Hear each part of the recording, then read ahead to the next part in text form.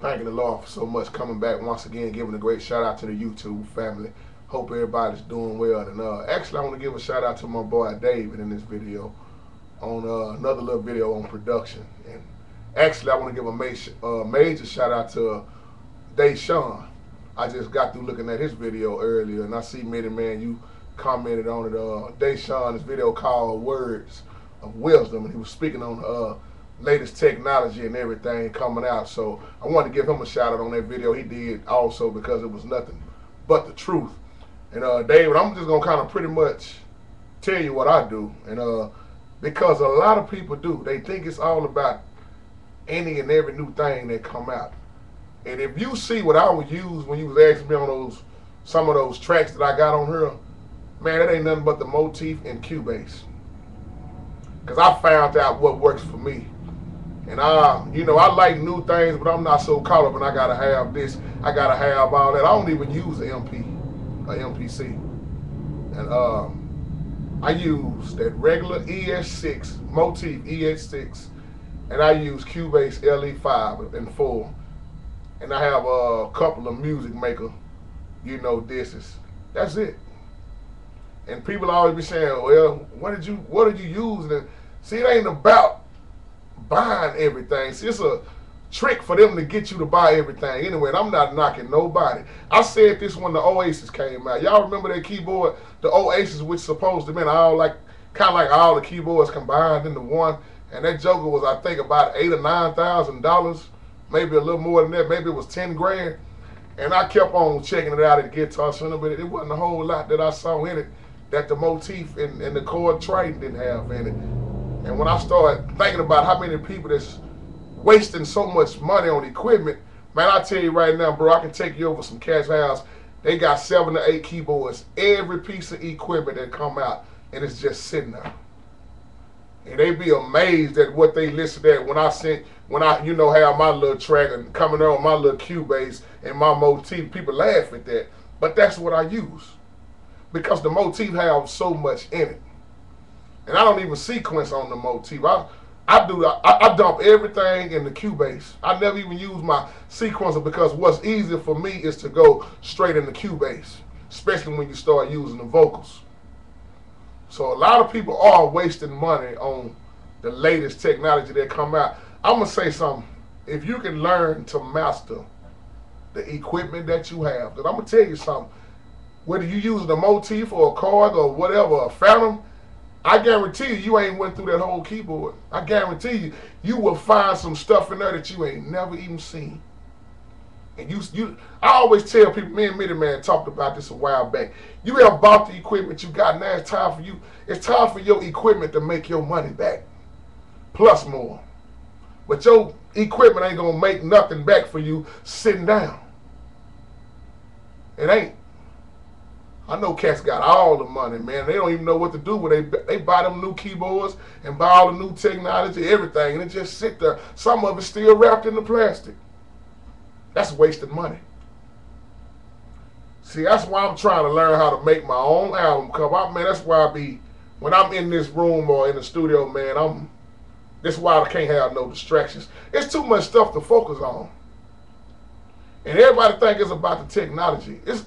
I look at people like that even in churches with the organs. I love how people whoop them organs and play them, man. But I look at this, I don't care what kind of organ come out, it's still going to be hard to beat a old B3 that's in shape.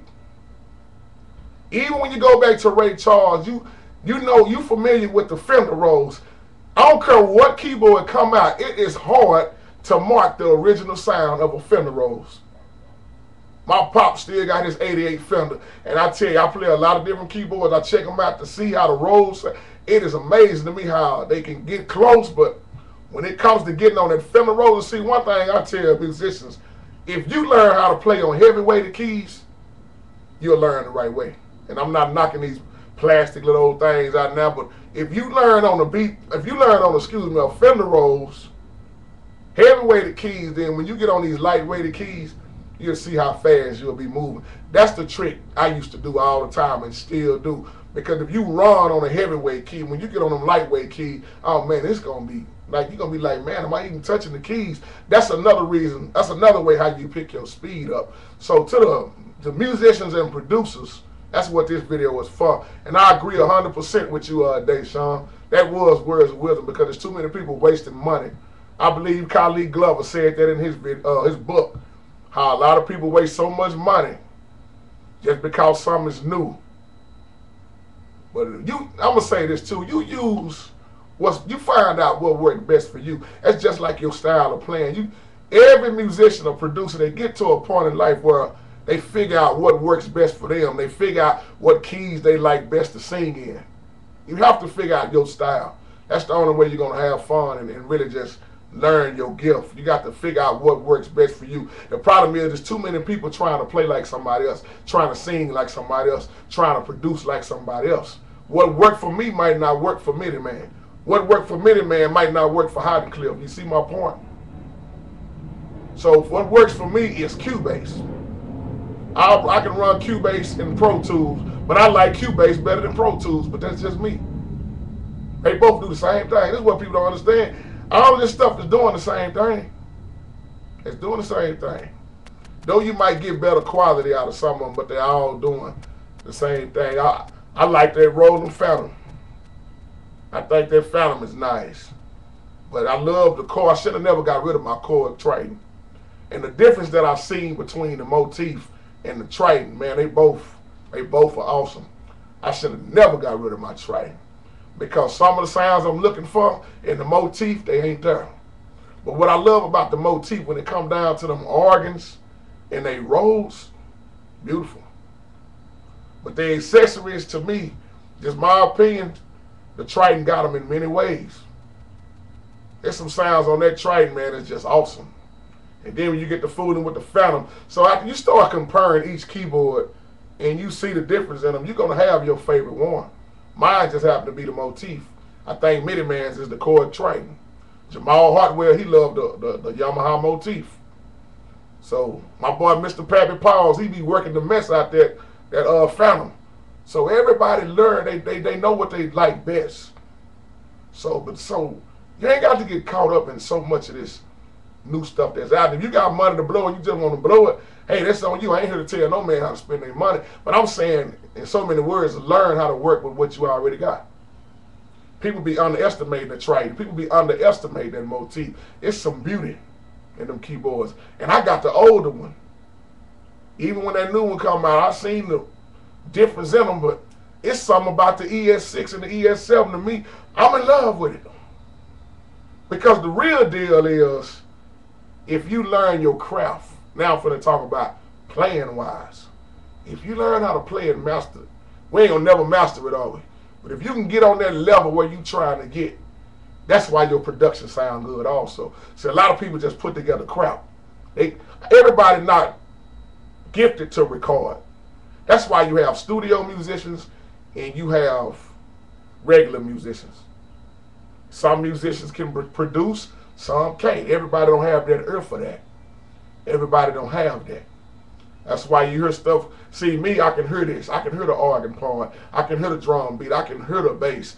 I can hear here's the thing that a lot of people don't understand. This is how you record.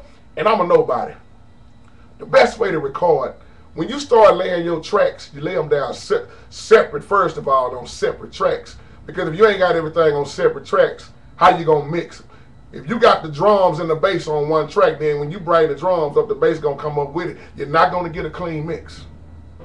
So when you separate everything, and then the trick is, you lay it down with leaving space for the next instrument. The problem is there's too many people laying down stuff, getting busy on every track. If you laying down the rows, then leave space for the organ, leave space for the brass, leave space for the lead guitar. If it's a smooth song, leave space for the strings.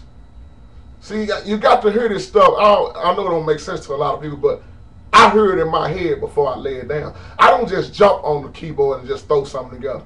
I hear it in my head. I heard it. I heard the intro, I heard the breakdown, I heard the fill-ins, I heard the ending. And that's hard to do, but a lot of people don't have patience to do that. Because if you just, okay, let me just go ahead and throw something together, well, that's what you're going to be doing, throwing something together. Sit down and take your time.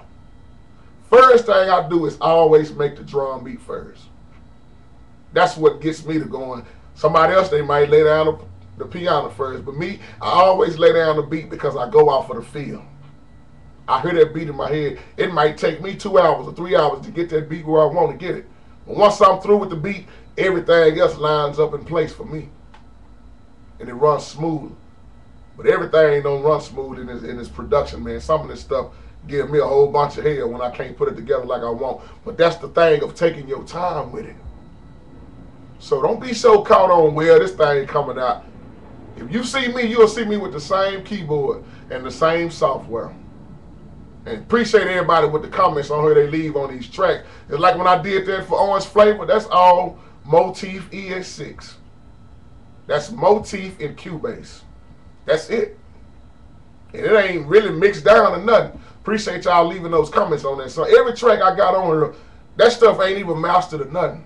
That's just little clips of what the Motif and Cubase do. And everybody thinking I'm using top-notch equipment and all that. That ain't nothing but the Motif and Cubase. And a little bit of Music Maker mixed in there. That's it. You know how much Music Maker costs? Depending on which one you get, anywhere from, if you get it on eBay, you can get it $39.99. So I look at it like that, and then you got to look at the situation you in. A lot of people don't have a lot of money. People breaking their neck to get the brand new latest stuff. It's just like buying a new car when the car you had wasn't nothing wrong with it. You just wanted to get it because it was new. It was for a show. I look at that same way with equipment. Now, I'm going to be blessed with another keyboard one day. But till then, I'm going to use the mess out of what I got, and I'm going to use it to my ability. Because the more and more you practice and learn how to play good, it'll show in your production. But now production ain't nothing but holding down one key. These keyboards now do everything for you. So I like that live feel. But hey, each to his own. Be blessed.